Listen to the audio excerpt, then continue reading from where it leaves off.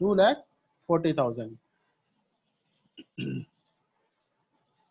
और उसके बाद क्या है, अभी आपको पहले पहला केस लेते हैं, मिस्टर ए।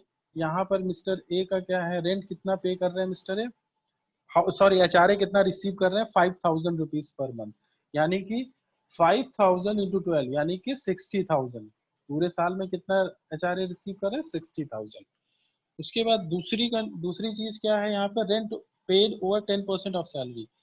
तो जो आपने रेंट पे कर रहे हैं यानी 1,500 पर मंथ है, तो फॉर 12 मंथ हो जाएगा 18,000। आ रहा है समझ में, 1,500 इंटू 12, ठीक है। ये आपका हो जाएगा 1,500 इंटू 12, कितना हो जाएगा 1,500 इंटू 12, आपका हो जाएगा 18,000, ठीक है। तो ये आपका आ गया ये पार्ट, ठीक है, यानी कि रेंट पेड, जो आपने टोटल रेंट पे किया। उसके बाद फिर इसको क्लियर कर देता हूँ, हाँ। उसके बाद फिर आपको दिख रहा होगा 24,000, ये क्या है, 10% ऑफ सैलरी, आपका 10% ऑफ सैलरी है। और ये है 24,000, यानी 2,40,000 था, तो उसका 10% 24,000 ये हो गया। तो 18,000 माइनस 24,000 ये आपके लिए नील होगा, माइनस में तो होगा नहीं यहाँ पे, ठीक है। माइनस में आंसर तो माइनस में आएगा, लेकिन आप यानी कि सबसे जो आपका एग्जाम्प्ट अमाउंट होगा वो कितना होगा, नील, यानी कुछ भी एग्जाम्प्ट नहीं होगा, आपका पूरा पूरा टैक्सेबल होगा जो भी आप एचआरए आपको मिल रहा है। इसका मतलब ये होगा लास्ट में 50% ऑफ सैलरी 1,20,000, ठीक है। इन तीनों में कंपेयर कर दिया, जो सबसे कम अमाउंट है यानी नील, यानी कि कोई भी आपका एचआरए पूरी पूरी तरीके से आपका टैक्सेबल है, ठीक है। इसी तरह इधर आते हैं, यहाँ पर भी वही चीज सेम करनी है, ठीक है। बाकी चीजें तो वही सेम है, इधर चाहे 50% ऑफ सैलरी हो या फिर आपका एचआरए रिसीव्ड है। बस डिफरेंस क्या है, जो आप जो रेंट पे कर रहे हो, रेंट पेड इधर है 12,000 पर मंथ। कंडीशन जो दूसरी कंडीशन है, जो मिस्टर बी है वो रेंट पे कर रहे हैं 12,000 पर मंथ, तो इसलिए जो रेंट पेड है वो पूरे साल का कितना हो जाएगा, 1,44,000 माइनस 10% ऑफ सैलरी, यानी कि 1,20,000, ठीक है। बाकी फिर भाई वापस तीनों में कंपेयर करना, जो लीस्ट अमाउंट है वो है 60,000, यानी कि जो एचआरए है आपका पूरा एग्जाम्प्ट हो जाएगा, ठीक है, फुल टैक्सेबल एचआरए नील। इसी तरह मिस्टर सी, सेम चीज, आपको वही चीजें यहाँ पे दिख रही है, सेम वही चीज है, बस रेंट आपको अलग दिख रहा है।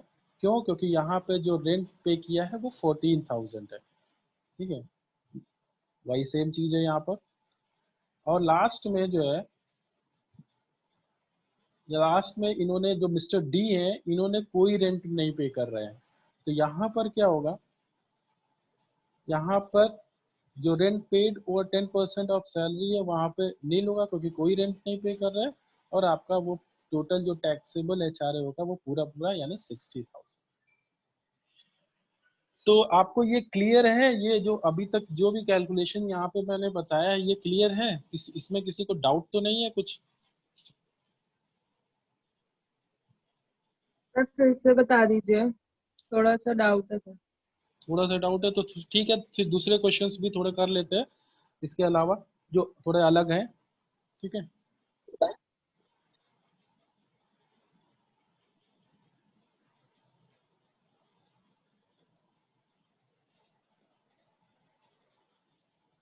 अभी ये स्क्रीन पर आपको क्वेश्चन दिख रहा है।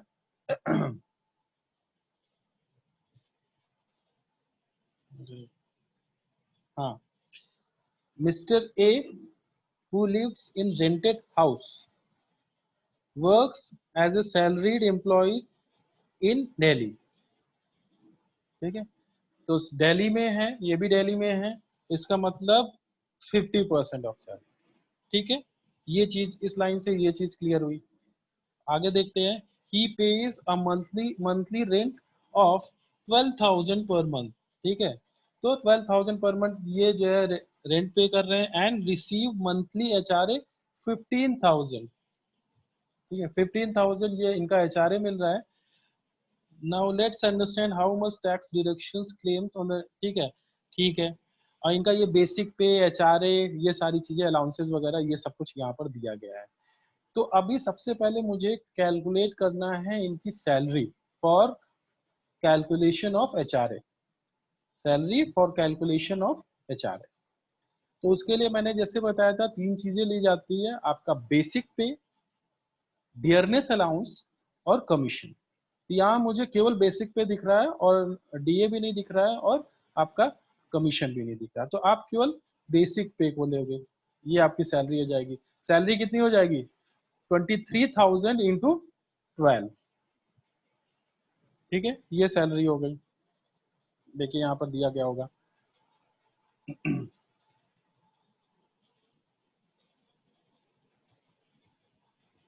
आप कौन सा क्वेश्चन करा रहे हैं? तब मेरे में तो बेसिक पे भी और डियरेंस अलाउंस भी दोनों चीजें हैं। कौन सा क्वेश्चन दिख रहा है तुम लोग को? ये क्वेश्चन दिख नहीं रहा है क्या? सर इलस्ट्रेशन 2 देख रहे हैं हम लोग। ओहो, ऐसा कैसे यार? इसको तो मैंने शेयर किया हुआ है।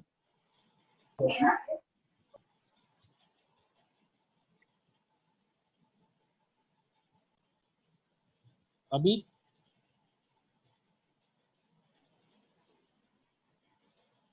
दिख रहा है अभी मिस्टर सर ए? ब्लर है इसकी, ब्लर है, ब्लर है। Okay okay okay blur okay, एक मिनट। अभी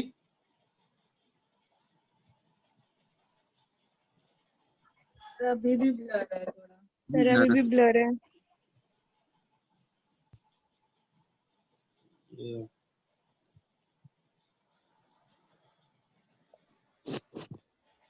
अभी मेरे ख्याल से दिख रहा होगा। अभी मैंने फुल स्क्रीन कर दिया है।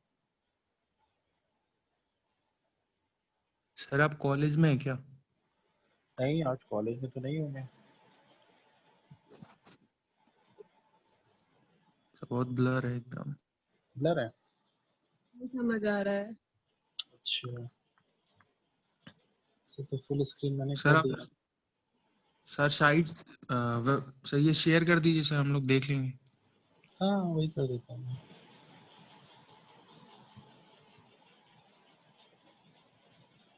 सर दिख रहा है अब? दिख रहा है? अब ठीक है। चलो हाँ सर अब ठीक है। अच्छा सुनो, मैं नेटवर्क इशू होगा, कुछ प्रॉब्लम होगी। यहाँ से तो सब सही है। यहाँ से तो अभी मैंने क्लास ली थी, इसको पहले सही था। तो यहाँ पर कुल मिला के ये बताया जा रहा है। देखिए आप लोग को दिख रहा होगा monthly rent 12,000 per month. Month और जो है आपका जो एचआरए है वो 15,000 पर मंथ है जो मिल रहा है एचआरए। और जो यहाँ पे जैसे मैंने बताया, एचआरए जब भी आप कैलकुलेट करोगे तो तीन चीजें कंसीडर की जाती है उसकी सैलरी कैलकुलेट करने में, बेसिक, डीए एंड कमीशन। तो यहाँ पे केवल बेसिक दिख रहा है तो आप बेसिक ही केवल लोगे, ठीक है।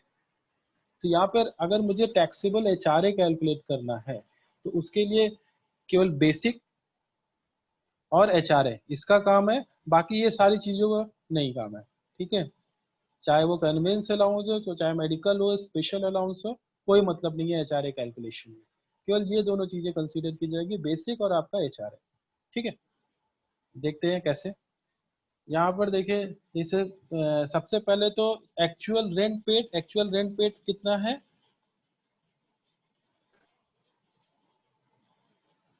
ये तो यहाँ तो कुछ गड़बड़ मुझे लग रहा 12,000। है। यहाँ तो मुझे कुछ गड़बड़ लग रहा है। एक मिनट।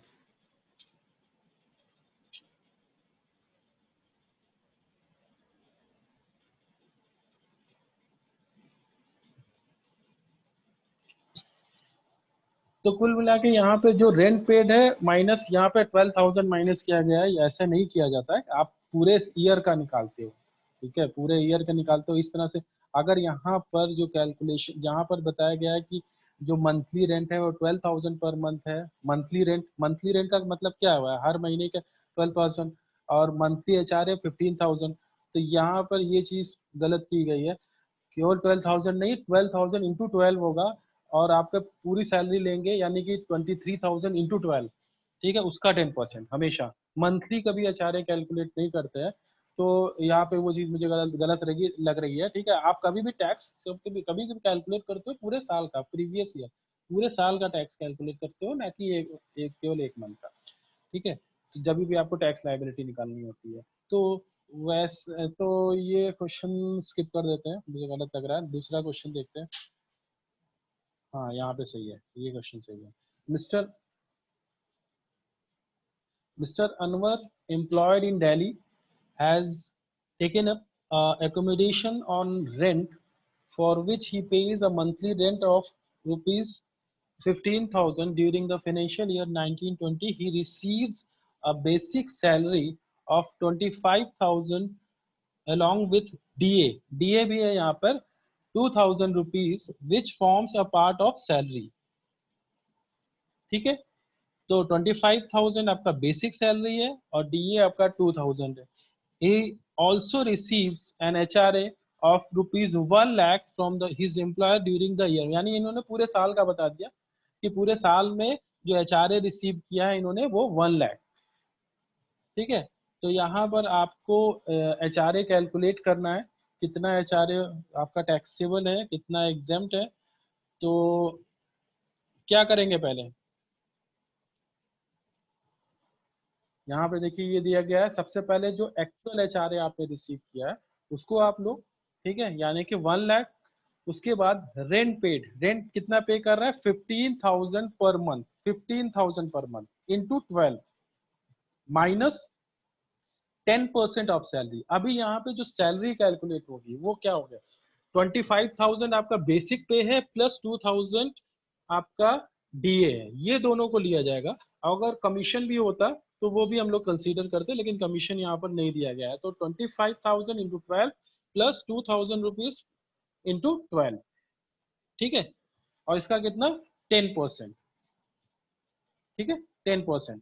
तो यहाँ पर देखिए आपको दिख रहा होगा जो आपकी जो रेंट पे किया है वो है 15,000 इंटू 12 यानी कि 1,80,000, और जो आपका 10% ऑफ सैलरी आ रही है वो आ रही है 32,400।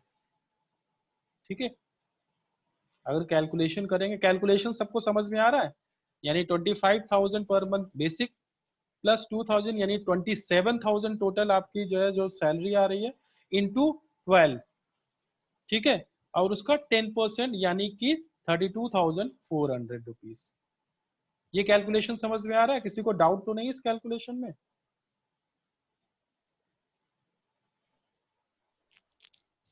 No sir. ओके, तो सर ठीक है, तो यहाँ पर कमीशन कहाँ पे ऐड होता है? कमीशन इसी में ऐड कर देंगे, जैसे 25,000 आप तुम्हारा बेसिक, 2,000 दिए प्लस कमीशन। अगर मान लो 1,000 रुपए कमीशन होता तो प्लस 1,000 हो जाता। ठीक है, ओके सर। कमीशन देखो हमेशा कमीशन मंथली नहीं होता है, ये चीज याद रखना। जैसे आप तो डीए है वो क्या है, मंथली है, तो डीए आपको हर महीने हर मंथ मिल रहा है, लेकिन कमीशन क्या है, वो आपको जब आपका जैसे जो भी आपने टर्नओवर या जो सेल आपने की उसके हिसाब से कमीशन मिलता है, मंथली कोई कमीशन नहीं मिलता है। सपोज कमीशन हमेशा दिया रहेगा, टर्नओवर दो होगा और वहां पर आपको कमीशन, सपोज टर्नओवर है 10 लाख और कमीशन है 1%, ठीक है, तो 10 लाख यानी कि 10,000 रुपए आपका कमीशन बन गया। इंटू 12 नहीं करेंगे वहां पे, यस। पर मंथ, हाँ कमीशन कभी पर मंथ नहीं बताते, वो फिक्स्ड परसेंटेज बताते हैं ऑफ टर्नओवर। उसके भी क्वेश्चंस एक दो कर लेंगे, वो भी चीज क्लियर हो जाएगी कैसे कमीशन कैसे कैलकुलेट करते हैं। ठीक है, 1,80,000 तुम्हारा रेंट पेड माइनस ये 10% ऑफ सैलरी 32,400 यानी कि आ गया 1,47,600।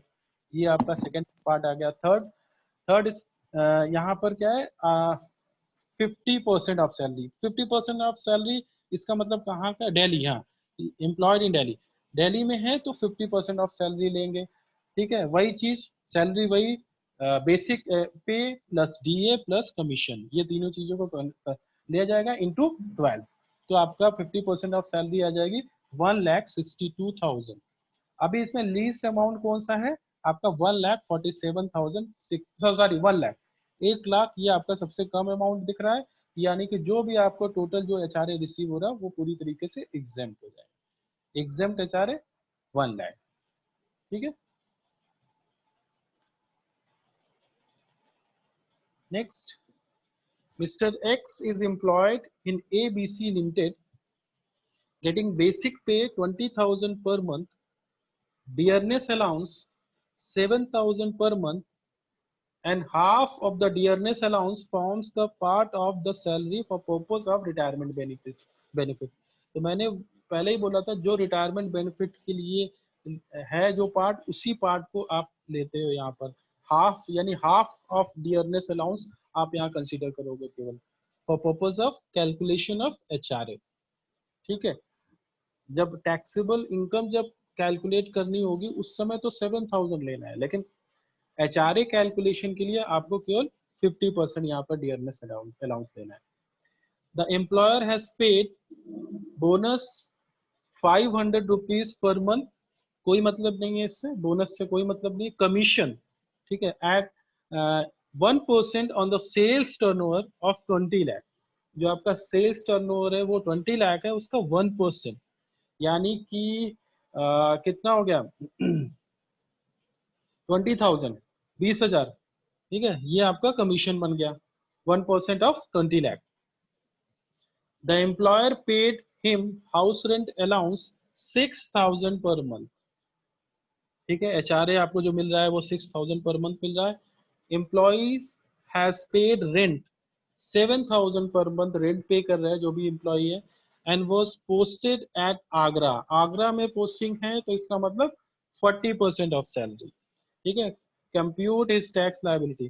तो अभी जो है यहाँ पे सबसे पहले आपको सैलरी कैलकुलेट करनी है।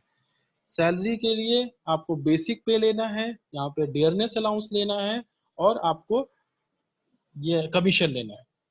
ठीक है, तो बेसिक पे 20,000, डियरनेस अलाउंस कितना लेना है 50%, यानी कि 3,500। ठीक है, 20,000 इंटू 12, 3,500 इंटू 12।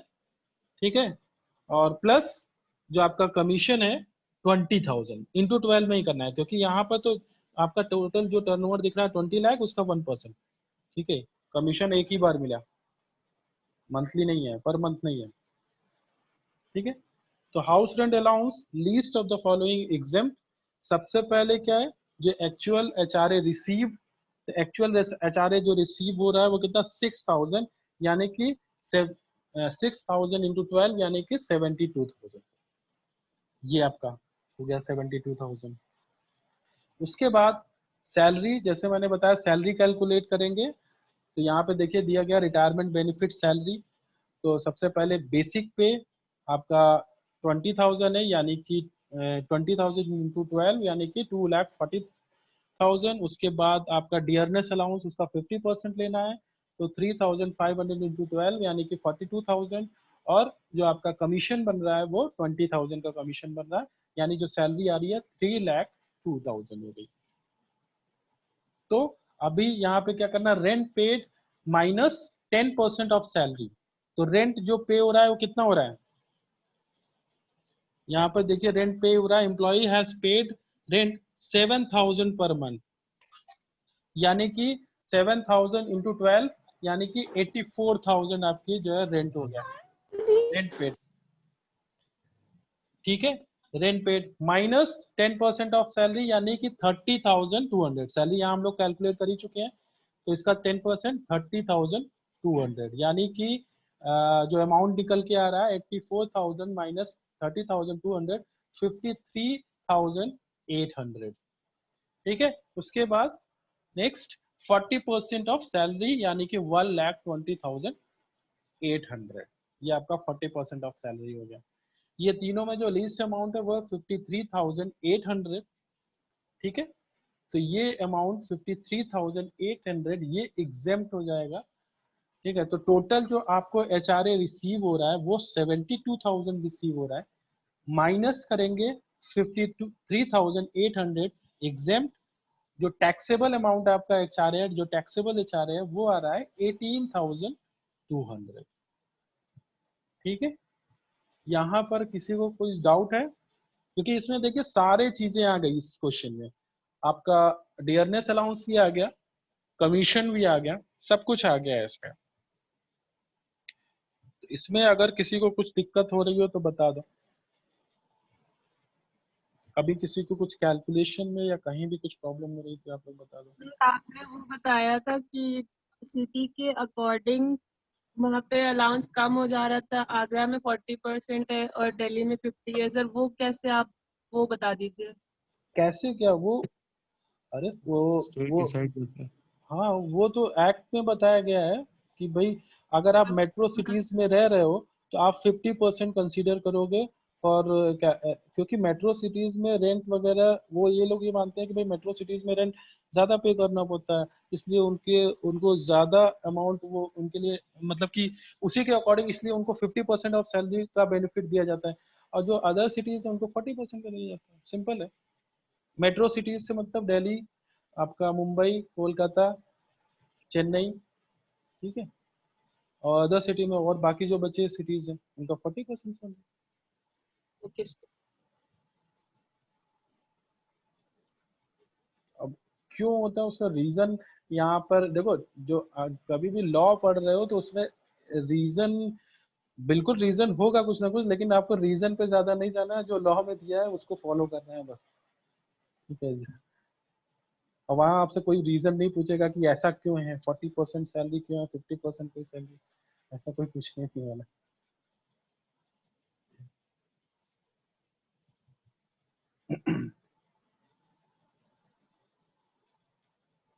और बाकी के अलाउंसेस भी हैं, लेकिन वो मैं आज नहीं पढ़ाऊंगा क्योंकि अभी टाइम तो है नहीं ज़्यादा कुछ। इसमें अगर कुछ किसी को कोई दिक्कत हो रही है तो पूछ लो आप लोग।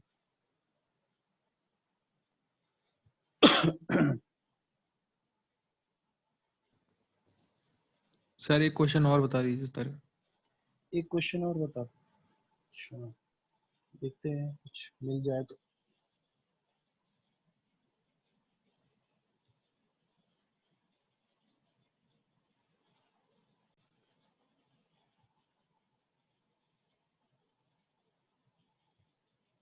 ये शायद हम लोग ने कर लिया है। हाँ ये तो हो चुका है, यही तो क्वेश्चन था उधर। ये भी हो गया है।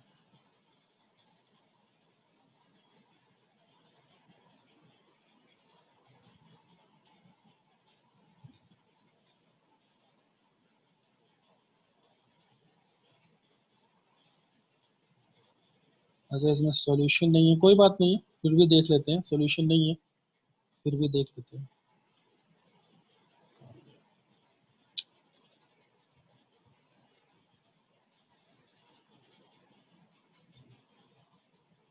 हम्म,